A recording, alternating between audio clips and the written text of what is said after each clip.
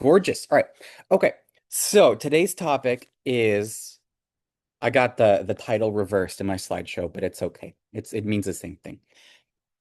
Beauty and Chaos in Poetry, Apollo and Dionysus. And we can see some gorgeous art on the right. So just a little bit about me. So I got my BA in philosophy from Haverford College. I teach middle school ELA. I'm a recently published poet. Woohoo! You can check me out on the second issue of the Prudence Dispatch. A longtime poet and lover of poetry ever since I was in middle school. My middle school ELA teacher got me really into poetry, so it's kind of funny that I've come full circle. I love poetry. I love philosophy. I love them both so very much. So today I really just wanted to bring them together. And what's cool is that a lot of poets like philosophy and a lot of philosophers really like poetry, especially the philosopher we're going to be talking about today, who's also one of my favorites. Okay, so just a warm-up exercise, and you can even just type in the chat. You know what? Instead of doing volunteers, just type in the chat. What's your favorite poem and why? Just super simple. I'll give everyone like a couple minutes. If you're a poet, you can also share the favorite poem of yours that you've written. Maybe give like a brief description of like what it's about. And then keep these poems in mind. Ooh, okay. Hold on. I was trying to be able to look at the chat. Aha, I can't look at the chat while screen sharing. All right, cool. So yeah, just keep these poems in mind for the end of the lesson. And yeah, just share your favorite poem and why you like it so much. And then your favorite poem you've written, if you'd like. I'll go ahead and share my favorite poem.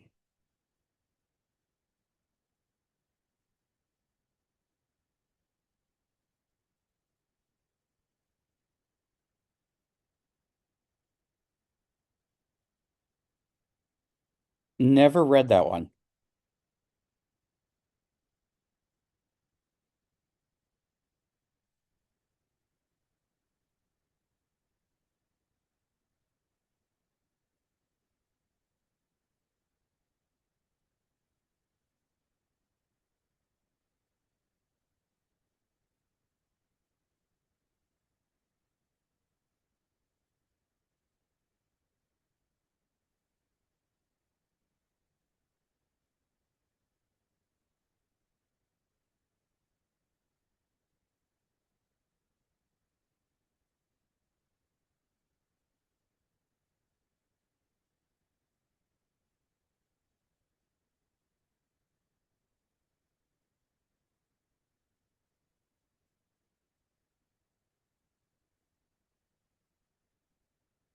Oh, God bless Dante. And T.S. Eliot, yeah. The world is too much with us. Wordsworth. Love me some Wordsworth. Wordsworth, I feel like, is really underappreciated. I haven't read that one. The world is too much with us. I like Tintern Abbey. He's like one of the greatest at blank verse. Say like maybe, I don't know, 2 more minutes, maybe 1 more minute. Getting a little antsy to proceed.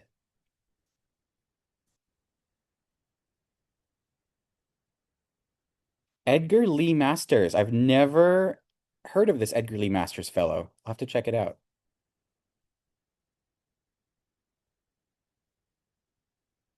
Another anti-pastoral. I don't know that poem, but it sounds really cool.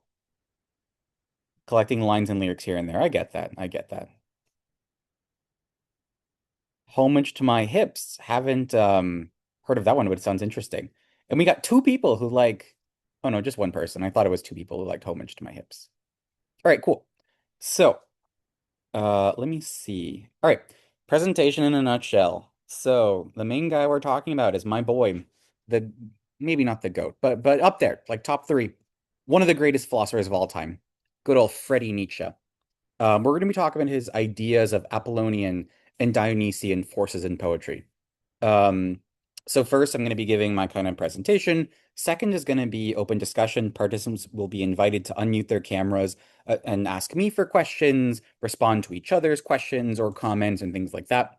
And the third, if we have time, I'm hoping we'll have some time, is a workshop time. So you can share, if you are a poet, some poems that you've written and then talk about what inspired you. Talk about if you see these Apollonian and Dionysian forces in your work.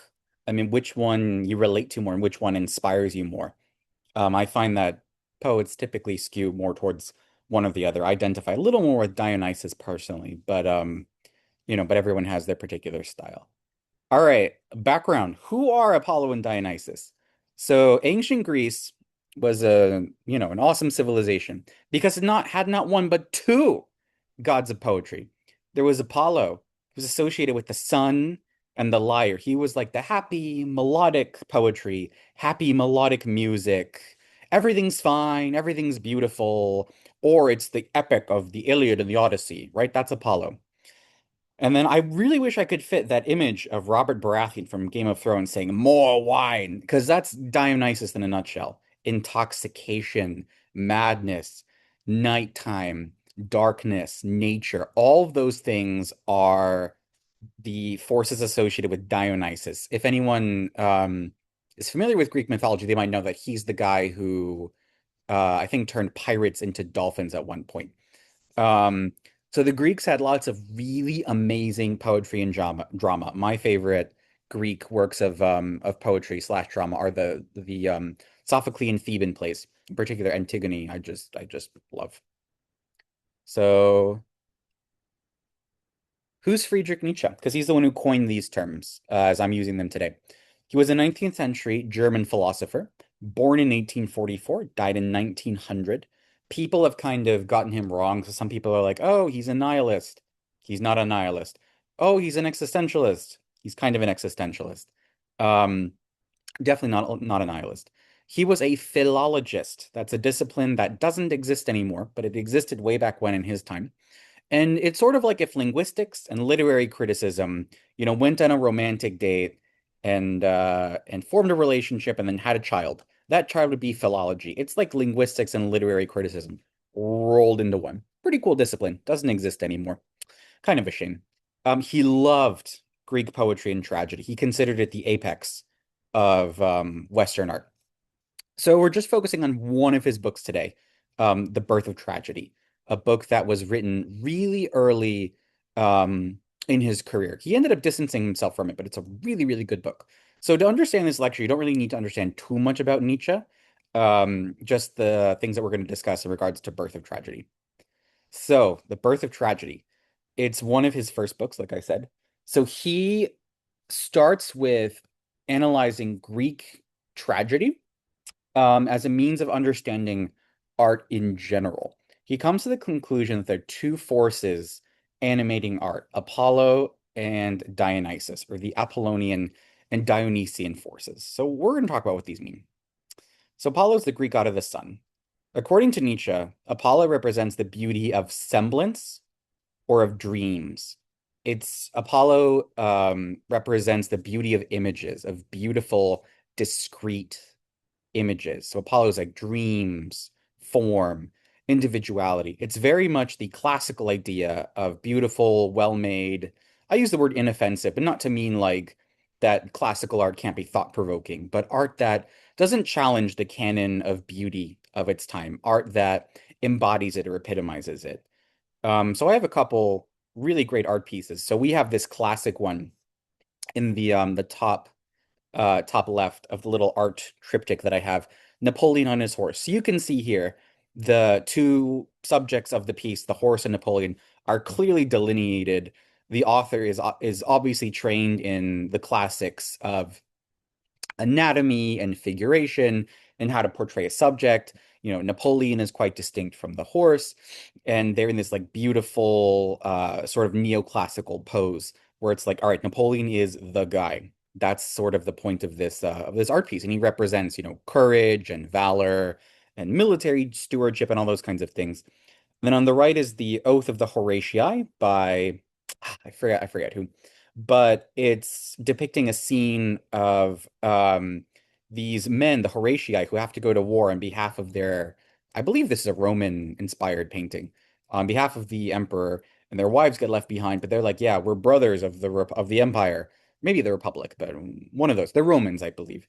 And it's like, yeah, we have to go and fulfill our duty and we stand for truth and justice and beauty and all those sorts of nice things. And then on the very bottom, we have Michelangelo's The Creation of Man. So you can see the anatomy is like superb. It is peak. It is, I don't want to say hyper realistic, but is very faithful to reality. And it's this gorgeous image of Adam reaching out to God's hand and they're bare, they're almost touching. And so it's like beautiful, the image of man, the image of God. There's some very subtle Dionysian themes in here, particularly with God on the right being a little bit mixed up and jumbled, but definitely Adam on the left is like if I had to give someone sort of a description of what is Apollonian art, I would say like yeah, that Adam on the left really just epitomizes it. Dionysian art is quite different. So Dionysian art doesn't necessarily have to be dark, but it often is, but it doesn't have to be. The art pieces I've chosen here are dark because they were the ones that came to mind for me. So he's the Greek god of wine and festivities. He's intoxication, the allure of intoxication, the terrifying beauty of life's chaos, or dissolving one's identity back into nature. Dionysus is ecstasy, chaos, unity, losing yourself in other people or in the enormity of nature or the enormity of history. So whenever you are, like a classic example for me, like someone at a modern day club or concert, getting lost in the crowd in this like big overpowering moment of like joy and beauty, and you feel like you're part of, like one big sort of social organism almost. That's like modern day Dionysus, like club goers, like, maybe taking some illicit drugs, getting drunk on alcohol, losing yourself in the sway and the music and the dance and the party and the festive vibes. That is all Dionysus. That is Dionysus to a T. Dionysian art can be terrifying, but it's also can be quite rapturous. Um, Dionysus represents the idea that we are parts of some collective, unknowable, slightly scary whole. Whole whole. So we have got some peak Dionysian art on the right. We have Saturn devouring his sun. So it's like dissolution of the subject. It's all these dark motifs. You can see like the desperation, the horror, the terror on Saturn's voice. And then this is on the bottom right is Bacchanalia of I forget the exact name, but they're kind of like all jumbled up, mixed up, having a good party. Although even here you can see some Apollo motifs, like the naked lady in the bottom right is like this gorgeous, image. And then I forget the exact name of this one, something to do with Medusa. But you see these subjects, these figures are all jumbled up, mixed together. It's very chaotic. It's kind of hard to tell exactly what's going on. And so that's like Dionysian art.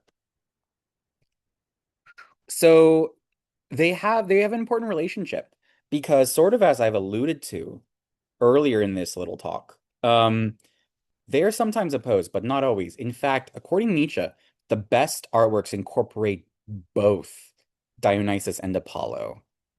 They incorporate both the beauty of images and the joy or beauty of intoxication. So on the left, I've got Laocoon and his sons. That's the top one.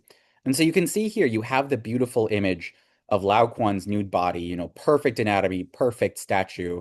You got his sons, you got the serpents, but you've got like the human suffering expressed in his face. And you've got like kind of how all these figures are sort of bleeding together in the into one big like sort of super structure. Like and this depicts sea serpent sent by Poseidon to kill Laocoon. He's about to warn the Trojans that there are little men inside of the Trojan horse. And Poseidon's like, no, no, no, no, no, don't do that.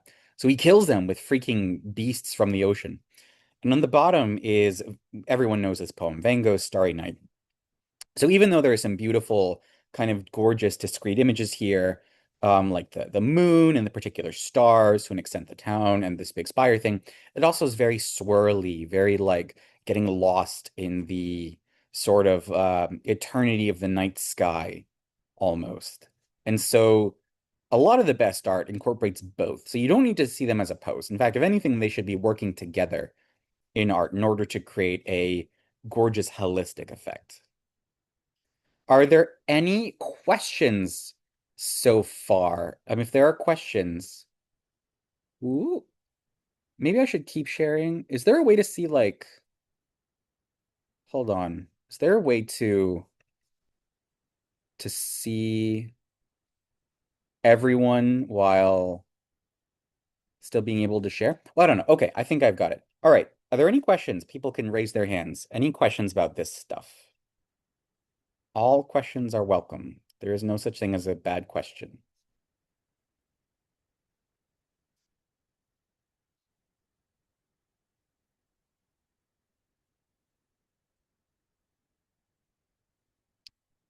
All right. Whoops. I'm so sorry. I'm new to this whole Zoom stuff. Yeah, go ahead. I think Noor had a question. Oh, yeah. So I was wondering if you could elaborate on the relationship between the Apollonian art and dreams, because when I think of dreams, I think of the Dionysian themes, Mm, and so I was wondering if you could like elaborate on like how those two relate to each other, Apollo and dreams. totally, yeah. So one thing to keep in mind is that you don't necessarily have to agree with Nietzsche's interpretation of Apollo and Dionysus. If dreams are Dionysus for you, like I'm not going to tell you that's not valid. Nietzsche was a genius, but he was one guy living in one period of history. He totally might be wrong. But I think for Nietzsche, dreams are sort of like where reality meets its opposite, and that's kind of like what the images in art are. So when you have a dream, you have like an so goes the argument according to him. Again, he might be wrong. You have an image of something, like dreamlike images that appear to you. He's also thinking of like Tiresias, the blind prophet, and like the sort of prophetic tradition of like images appearing to people, clear images that are like, oh, this is the thing that's going to happen. Or I'm dreaming and I see this, for example, vision of maybe a woman or an event. And it's like this sort of liminal thing that's not quite in reality, but to the observer appears real and discreet and beautiful. So when I think that's what Nietzsche is getting at when he's likening Apollo to dreams. Whereas for him, intoxication is very different because in dreams you're sort of going from sleep to wakefulness.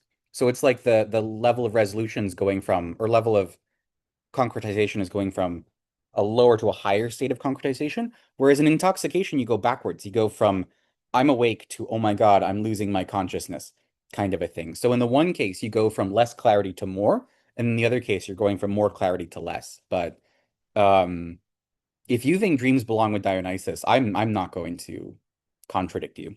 Yeah, Julia. Um, would you say that romantic poetry tends to lean towards either one or the other? Because I can see an argument being made for both. Like Wordsworth, Byron, Shelley, Coleridge. Mhm. Yeah. Um, I think that Shelley and Wordsworth um walk this really cool middle line between the two forces. So Wordsworth in particular, I mean, he has like perfect blank verse, like perfect immaculate blank verse. But at the same time, he's talking about, nature, the joy of nature. I'm thinking of Tintern Abbey in particular. And his verses are romantics. Like romanticism as a force is generally associated with Dionysus. Thought so. Um, yeah, and then I'm thinking of Shelley, like with I read the Prometheus Unbound, and that has a lot of this like ecstasy and unity kind of stuff. But it also has this really good these really beautiful metrical schemes. So in my opinion, the romantics walk the line between the two forces in a really elegant way.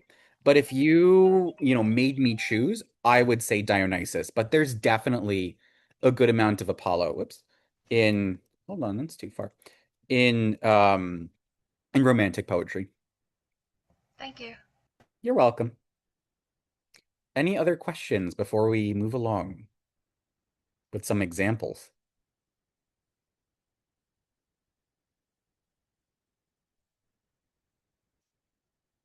Going once, going twice. All right, in the absence of questions, I'm going to continue.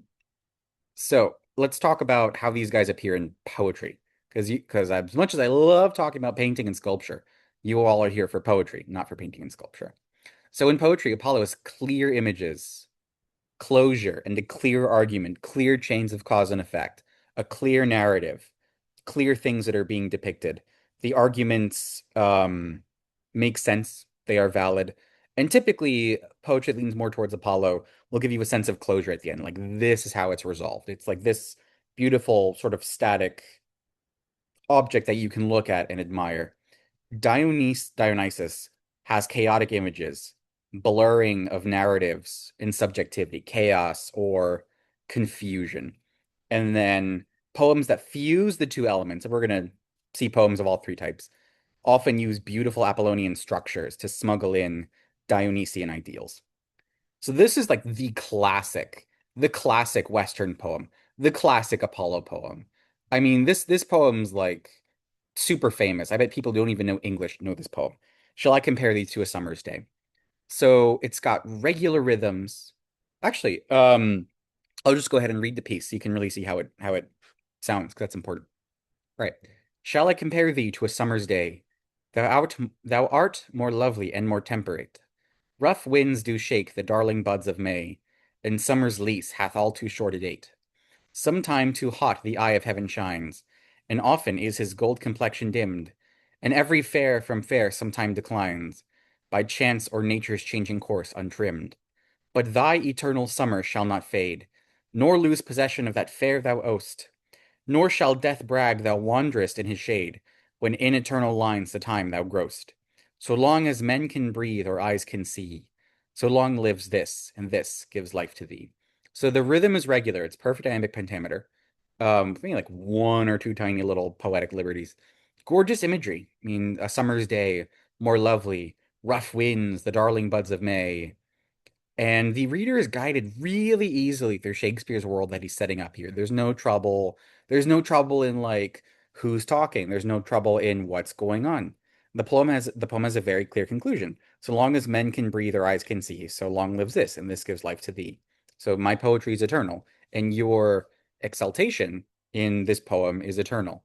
It's a very clear line of argument, very elegant poem. It gives you this kind of almost light optimistic, hopeful feeling. It's like, yeah, this is it. This is a beautiful poem. We love it, and we should love it, and it is beautiful. And then the next one that I chose was In a Station of the Metro by Ezra Pound, an Imagist poet. For me, the Imagists typically go towards Apollo because the delight in their poems, and in this poem, comes from having these really gorgeous, crisp um, images. Um, so the delight in this poem for me comes from taking the chaos that the speaker sees and turning it into a singular form, which are the petals. So I'll go ahead and read the poem. The apparition of these faces in the crowd, petals on a wet black bow. So there's a little bit of Dionysus because we have ghosts and it's a little bit chaotic and wishy-washy, but it condenses into this crisp, clear image, petals on a wet black bough. And we hear that, we feel that, we see that in our mind's eye, and it's like, wow, this is really cool. This is really pretty. So that's an example for me of Apolline or Apollonian poetry. I'm not going to read for you the entire text of Howl, but I am going to read for you this little bit. I saw the best minds of my generation destroyed by madness, starving, hysterical, naked, dragging themselves, forgive me for the next word, but I want to be faithful to the text, dragging themselves through the Negro streets at dawn, looking for an angry fix, angel-headed hipsters burning for the ancient heavenly connection to the starry dynamo in the machinery of the night. So this is no Shakespeare. This is no Ezra Pound. We don't have these clear, crisp images. We don't have a clear subject here. The flow is narrative and chaotic. Like he starts with the best minds of my generation. I mean, he mentions madness overtly, which is a big theme in Dionysian art, madness. They're starving, hysterical, they're naked, they're dragging themselves. It's very dark, very chaotic. They're literally crazy. They're looking for something to sort of, I don't know what, looking for a fix, he says. We don't even know what kind of fix. They're hipsters, they're angel-headed, and they want this connection to this giant heavenly starry object in this like huge behemoth machinery of the night, this like almost Lovecraftian structure of the night. So like what is this heavenly connection? What is the machinery of the night? We don't know.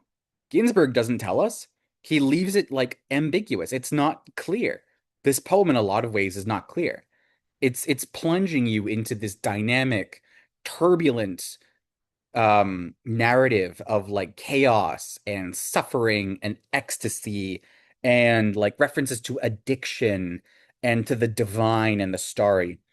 Um, there's ecstasy and pain, human suffering and toil are taking center stage here. I mean, just going back to the whoops, going back to Ezra Pound. I mean, this is not Ezra Pound. This is not apparition of these faces in the crowd, petals on a wet black bough. This is the best minds of my generation destroyed by madness. Like this is pretty hardcore stuff. This is metal stuff, right? That's very Dionysus. And this is sort of like the dark Dionysus. The next one's going to be a less pessimistic Dionysus. So for the next one, I chose Song of Myself by Whitman. Um, I'll go ahead and read it. I celebrate myself and sing myself, and what I assume you shall assume, for every atom belonging to me as good belongs to you.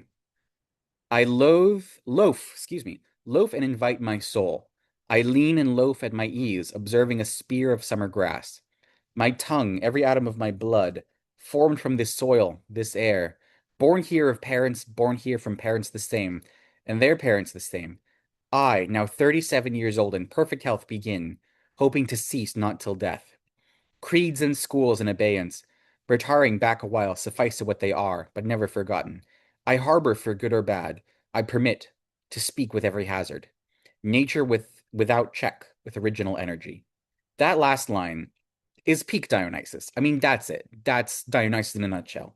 Nature without check, with original energy. It's the power of nature, the power of dissolving himself, in this case, back into history. The creeds and the schools, all those kinds of rational, orderly things, they're in abeyance. They obey the sublime call of nature. Now, there's a bit of Apollo in this poem. The spear of summer grass, that's very like a discrete image. That's very Apollo. There's a lot of Dionysus here. I mean, hoping to cease not till death. I want to live almost forever, right? Born here of parents, born here from parents the same. He doesn't mention, like, yes, he mentions that he has parents and grandparents, but he doesn't like, oh my, like if this was Shakespeare, like, born of my grandfather, William the Fourth, and him, born of William the Third. We don't have that. We don't have genealogy. We just have everyone is kind of equal in the eyes of nature. So it's the joy of union with nature, emphasizing how his body is formed from nature itself, and eventually till nature he shall return, is kind of the implication. But in the meantime, nature without check, with original energy. That's the thrust of the poem. And now we've got some poems that really fuse the two. So the first one for me is The Wasteland. Not going to read the whole text, but I will read what's on screen from part one, The Burial of the Dead. April is the cruelest month, breeding lilacs out of the dead land, mixing memory and desire, stirring dull roots with spring rain. Winter kept us warm, covering earth in forgetful snow, feeding a little life with dried tubers. Summer surprised us, coming over the Starnbergersee with a shower of rain. We stopped in the colonnade and went on in sunlight into the Hofgarten and drank coffee and talked for an hour. Bingar keine Russen, Stamm aus Litan ich Deutsch. And when we were children, staying at the Archduke's, my cousin's, he took me out on a sled, and I was frightened. He said, Marie, Marie, hold on tight. And down we went. In the mountains, there you feel free. I read much of the night, and go south in the winter. So it's got this sort of mythic structure about these stories about the colonnade and this river and the winter, all these sort of beautiful, beautiful images. It's a fairly clear narrative line, but human suffering shows pretty prominently. April's the cruelest month. You also have mention of cruelty and death, breeding lilacs out of the dead land. So mixing up um, sort of the registers of like life and death. The land is dead, and yet it gives life, right? Nature is this kind of all-powerful thing that still gives life, but it mixes memory and desire. The desire is mixed in with the land. So the land, even if though he says it's dead, is kind of alive with memory and desire. And the narrative disjoints at the very end. I read much of the night and go south in the winter. It's like, wait, is this like the little kid saying he reads much of the night and goes south in the winter? But it implies that he is the one with agency, right? He's the one who goes south. So it sort of implies that that the subject has switched, or the subject hasn't switched rather, but that the time in which the subject is speaking has switched. That in the beginning this person was a kid, and then now this person's an adult. And of course, decay is a prominent opening motif. April's the cruelest month. Lilacs out of the dead land. Blah blah blah blah blah. And then the next one, I know, very, very happy choice of poems, is The Second Coming by Yeats. So turning and turning in the widening gyre, the falcon cannot hear the falconer. Things fall apart. The center cannot hold. Mere anarchy is loosed upon the world. The blood-dimmed tide is loosed, and everywhere the ceremony of innocence is drowned. The best lack all conviction, while the worst are full of passionate intensity. Surely some revelation is at hand. Surely the second coming is at hand. The second coming. Hardly are those words out when a vast image out of Spiritus Mundi troubles my sight. Somewhere in sands of the desert, a shape with lion body and the head of a man, a gaze, blank and pitiless as the sun, is moving its slow thighs, while all about it, real shadows of the indignant desert birds. The darkness drops again. But now I know that 20 centuries of stony sleep were vexed to nightmare by a rocking cradle.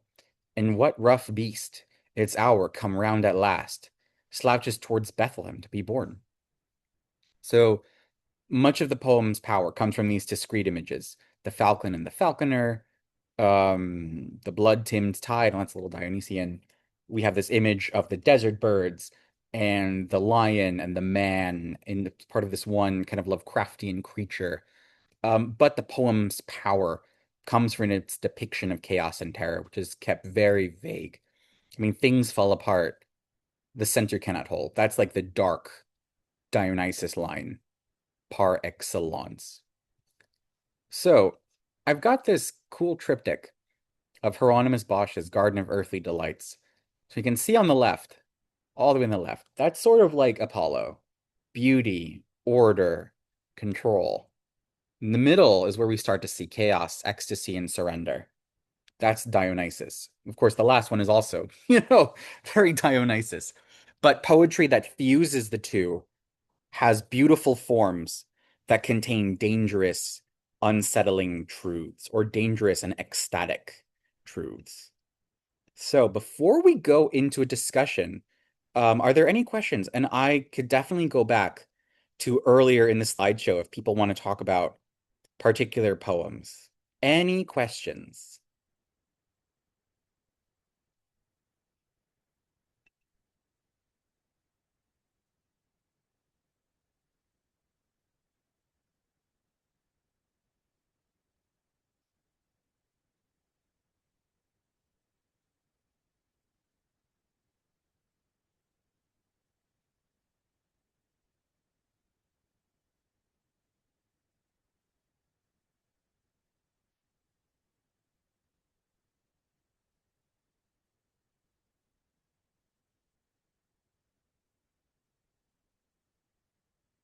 Any questions?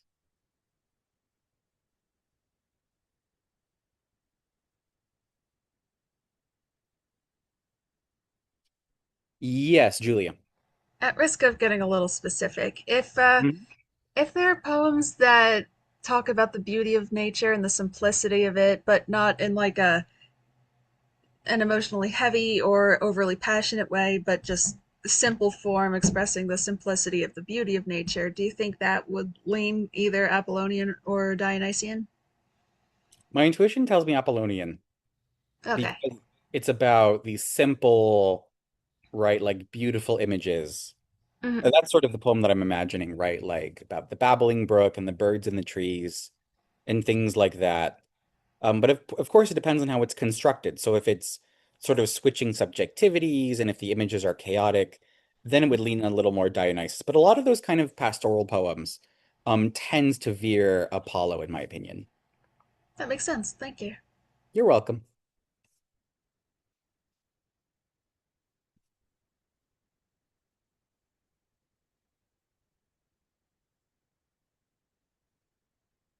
All right. Any questions before I move along?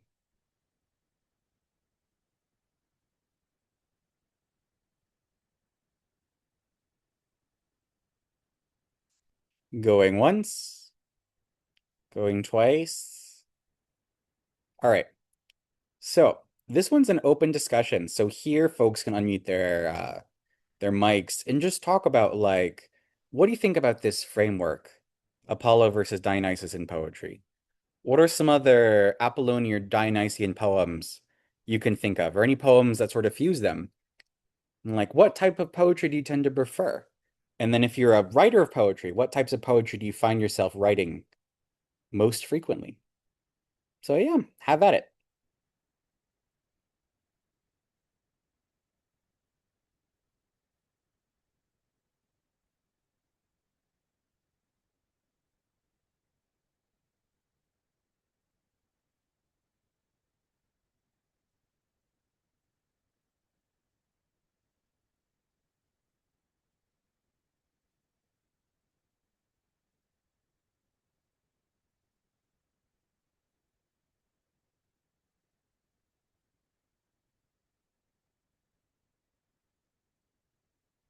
Go ahead, Julia.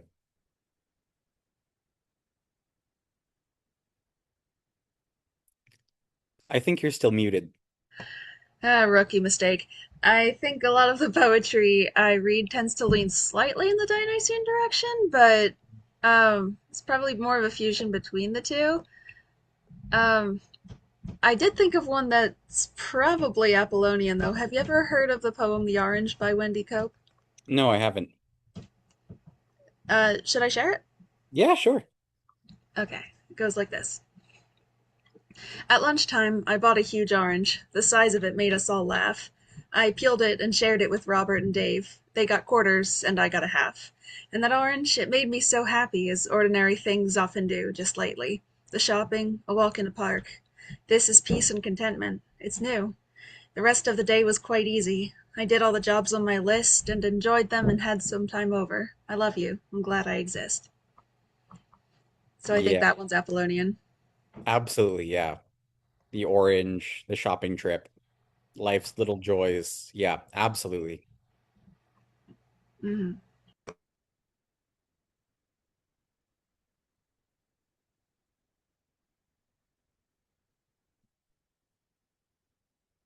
For me, I always find myself writing, not always, but almost always writing Dionysian poetry, and it's almost like I can't help it. Like that's just where my brain, whoops, we're not there yet. Where my brain goes. Something to consider. We have, there was one comment in here that was kind of cool. Rereading Homage to My Hips by Lucille Clifton. I'm hearing Apollo with a Dionysian turn at the end. Would someone mind either linking this poem or reading it? This Homage to My Hips. This seems like an interesting poem.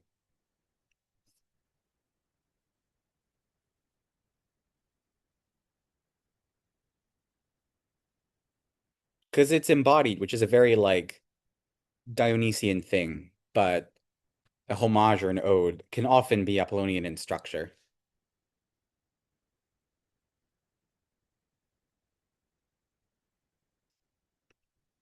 It's in the chat. All right, here we go. Oops. Okay. All right. Is there someone who'd like to read it, or should I go ahead and read it? You can raise your hand if you'd like to read. I can read it. Go ahead. I raise my hand now. Okay. Homage to My Hips by Lucille Clifton. These hips are big hips. They need space to move around in. They don't fit into little petty places. These hips are free hips. They don't like to be held back. These hips have never been enslaved. They go where they want to go. They do what they want to do. These hips are mighty hips. These hips are magic hips. I've known them to put a spell on a man and spin him like a top. Yep. Yep. That is definitely like Apollonian start with Dionysian turn. Because it's like it starts, all right, we have the hips. They need space to move around. Okay. They don't fit into little places. They're free. They don't get held back. And then we see how they like defy everything and like defy structure, defy order, and put magic spells on people, which is like very much a Dionysian thing, uh, generally speaking. Yeah, absolutely. It's a pretty cool poem. You really get caught in like the in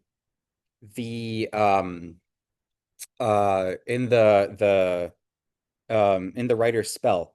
Because at least for me, it's not easy to write a poem about like a body part because you can get stuck in like, especially hips, which can get stuck in eroticism on the one hand, or like being too heavy-handed. But then it's like, but like this person, Clifton, really just killed it. Like the poem is erotic and sensual and um defiant, but it never gets voyeuristic or pornographic ever, which I think is really really difficult to do, writing about erogenous body parts. And like, yeah, this poem really killed it. This poem is excellent. I guess I will put, yeah. I will put the main slideshow, whoops, back on with the questions for folks. I'm so bad at this technology stuff. How do I? Okay, hold on. So people can see it like that. View slideshow. But how do I see the? I had you guys like the whoops, like all the go back. I had like pictures of you guys all on the screen, and now you disappeared. It's very strange. You have a question? A poem? We have my partner, Melanie, And a cat. and the cat. Okay. I wanted to read, so I'm kind of obsessed with Robert Frost right now, and I always think of him as Apollonian mostly. Yeah. But this one, I was just looking at poetry.com. This one kind of gives me like a fusion poem vibe, and it's called Fire and Ice. You guys may have heard of it before. He's a classic.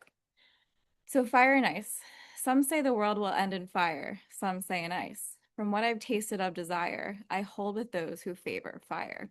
But if it had to perish twice, I think I know enough of hate to say that for destruction, ice is also great and would suffice.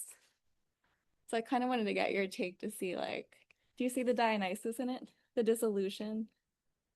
Would you mind reading it again? That's kind of Yeah, it's a subtle piece. love to read it again. It's so good. Some say the world will end in fire, some say in ice. From what I've tasted of desire, I hold with those who favor fire. But if it had to perish twice, I think I know enough of hate to say that for destruction, ice is also great and would suffice. Where do you see the dissolution? Um, the perishing of the world, the ending. Yeah, There's a little bit of nature, dark nature theme. totally. Yeah, which I'm surprised from Frost because he's usually clean, clear, Yeah. closure. Yep. Yeah, Like in Stopping by Woods. yeah, yeah. I'm so bad with the technology. Like in Stopping, you're welcome. Like in Stopping by Woods, it's like very like Yeah, I have months to go before I sleep. right. Yeah. Whose woods these are, I think I know, etc., etc. Oh, I click participants and now you're all there. There you go. You guys return. Are we, um, I had a poem that I'd be curious. I don't know how to classify it. Yeah, go ahead and Yeah, share. yeah. Okay. To vacate. First, I will buy the whiskey, Jameson, the kind we had in the East Village bar where the jukebox played a love song he chose. Second, I will find a glass, not just any glass, Venetian, sea washed with gold leafing. Next, fancy cigarettes, Dunhills, the West End, Ophelia drowning at the Tate. Then the drugstore, my favorite lipstick, Revlon's Cherries in the Snow. It will remind me of the night we made angels in the middle of the avenue. A big box of Benadryl. I can't sleep. Fired from my job. Blue audition. Spent the rent. Eviction. 30 days to vacate. He packed and left. He said, I lost the plot.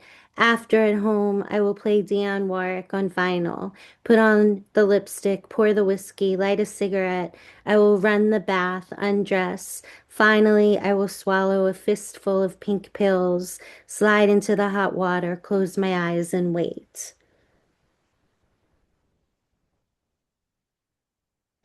It's a blend, maybe?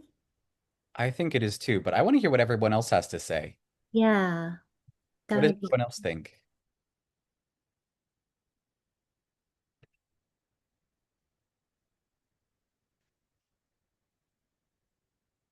Go ahead, Julia.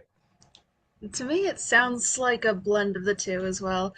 That the images themselves make me think Apollonian, but the subject matter definitely Dionysian. And I think the way the images flow too, it's like one after another in Hmm. quick succession. It's a little bit disorienting. You're not really allowed to like stop and catch your breath. Because I think the speaker is trying to talk about how in life you can sort of feel like that. Like it's one thing after another. You can't Hmm. catch your breath. And there's this feeling of ecstasy and almost libidinal or yeah, or like joyous energy that permeates the poem. And it culminates in something that's like death, taking pills and going to sleep. Mhm. But by no means should I be the final word on the subject. If anyone else has anything else they want to say before we go to our little workshop. So Josh in the chat, overall Dionysian, and the beauty is part of the chaos, more than true Apollonian anyway. Yeah, it could be. Totally valid interpretation. Yep.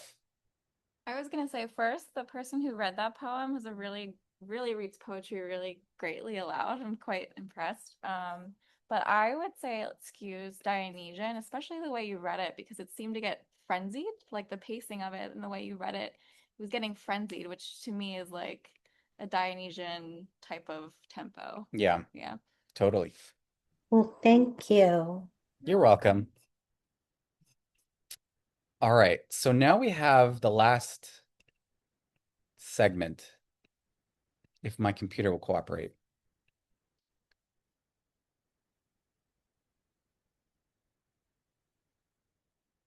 Come on. Work for me.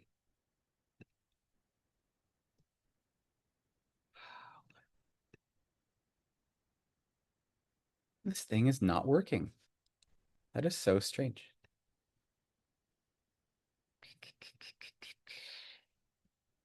Hold on just 1 second. I can get it to work. Okay, here we go. All right, so now for the poets in the room, this is where you can share your own poems and your writing process behind them. So to identify more with the with the Apollonian or Dionysian framework when thinking about these poems, or why not? And then if you are not reading a poem, feel free to make any kind comments on poems that you see. Where do you feel the Dionysus, or how about the Apollo? So like if you are more of a Dionysian writer, you think more about like frenzied or chaotic images or splits in narrative subjectivity and things like that. Whereas if you're more Apollo, you think more about form and structure, but also like having these, really pretty and discreet and in some sense ordered images. And neither one's better than the other. It's just different styles, different artistic choices, different artistic temperaments, I guess you could say. So, yeah, if there's anyone who would like to share their own poetry, please feel free.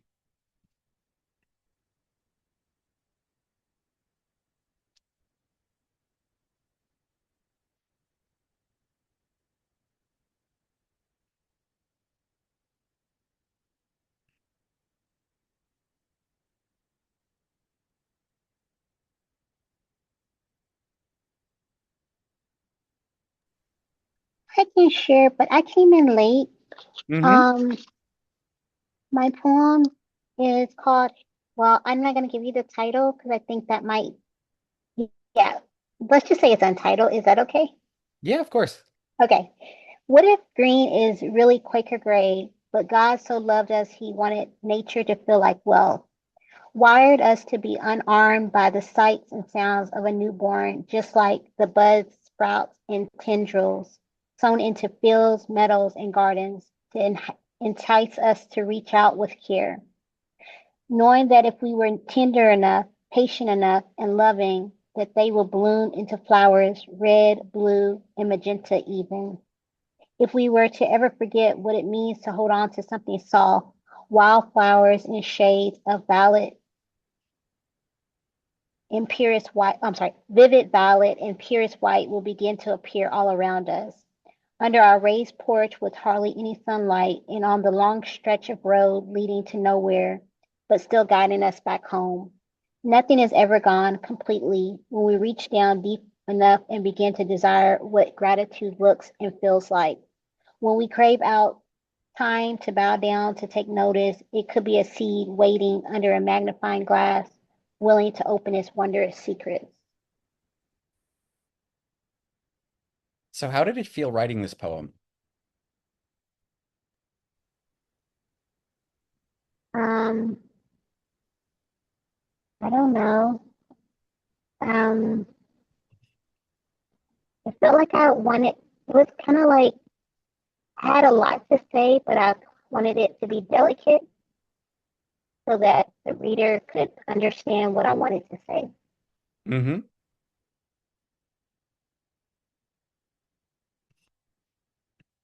They feel like very tender images to me. The flowers. There's something of self-consciousness too in this poem, like the seed under the magnifying glass, almost like it's being evaluated.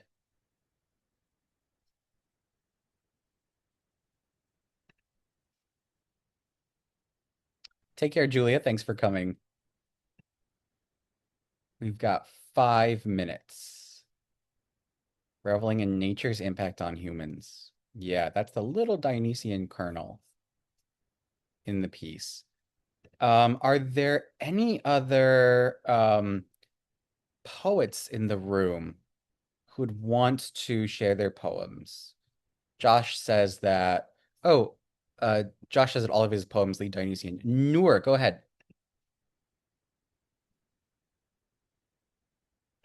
Hold on, I had to unmute.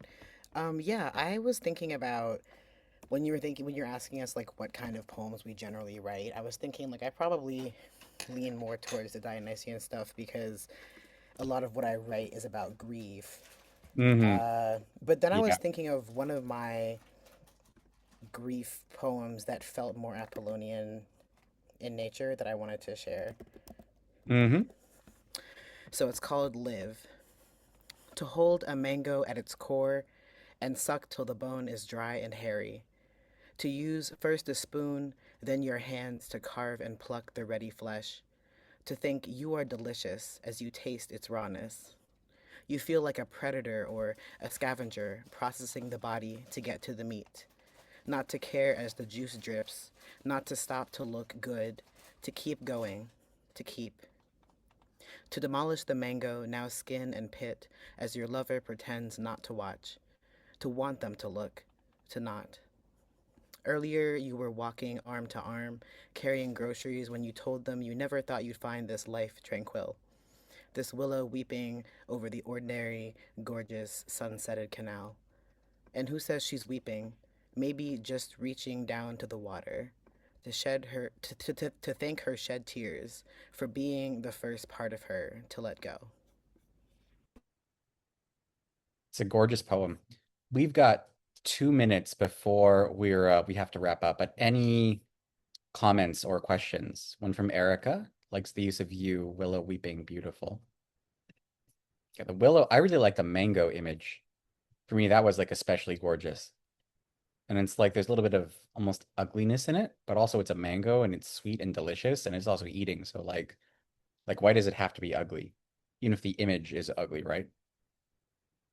Tears being the first to leave. Yeah. We've got exactly 1 minute. Any final comments on Noor's poem?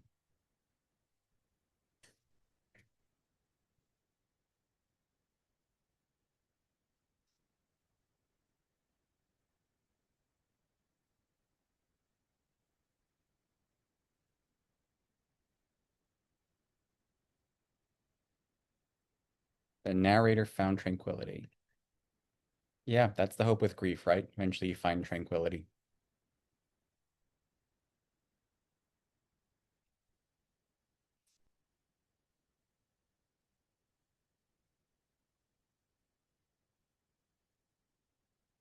All right. So it is 5 o'clock. We are just out of time. Thank you so much for coming. And to those who shared, thank you so much for sharing. Blue Stoop just put in a feedback survey, so I guess please fill it out. I guess I should give it back to you, Svetlana. Yeah, sure. Yeah, thank you, Alex, and thank you everyone for participating. The links that I dropped in, you can donate to the Blue Sp. As you know, this is a free session, but you can make a donation and help support the organization. There's a link to a quick feedback survey, which also helps us apply for grants. And if you'd like to attend more events like this one, you can check out the events page and subscribe to a weekly newsletter. And we'll be here again next Thursday, and we would love to see you then. Thank you. Have a great Thanks, day. everyone. Thanks for coming. Bye-bye.